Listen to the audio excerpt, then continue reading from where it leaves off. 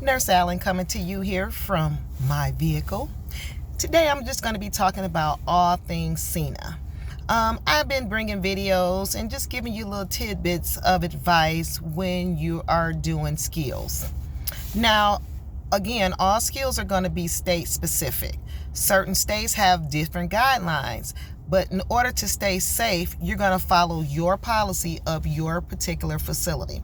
So I just want to give a disclaimer that nothing I say is set in stone.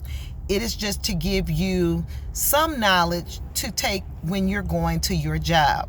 Now, when you're doing skills, you want to always make sure you're following best practice of your policies and procedures of that particular facility. Reason being because if they got a citation, they may have to do things different based on their plan of correction.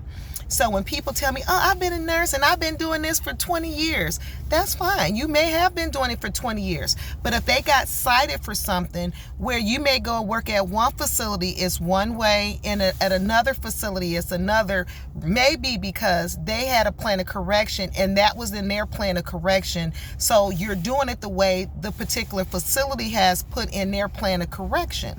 So there's not going to be a one size fit all. And it goes back to even when you're doing transfers, it's going to be on your care plan. Is it a one person or a two person assist? Sometimes it may be 3 or more persons to transfer someone. I've been in all positions and I've seen people when I've saw them in a Hoyer lift or a sit to stand and you're looking like a scarecrow because you got the patient's arms up like that. That's not a safe transfer. The person, when they're using a sit to stand, should be able to hold on and assist.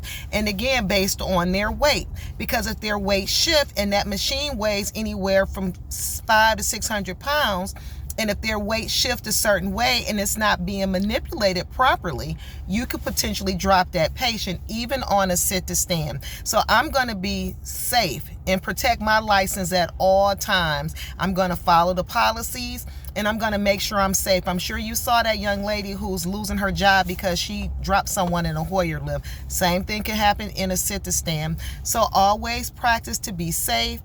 Nothing is set in stone. I'm just here to give you tidbits to keep you safe and make sure that you pass all your skills. Thank you and have a nice day.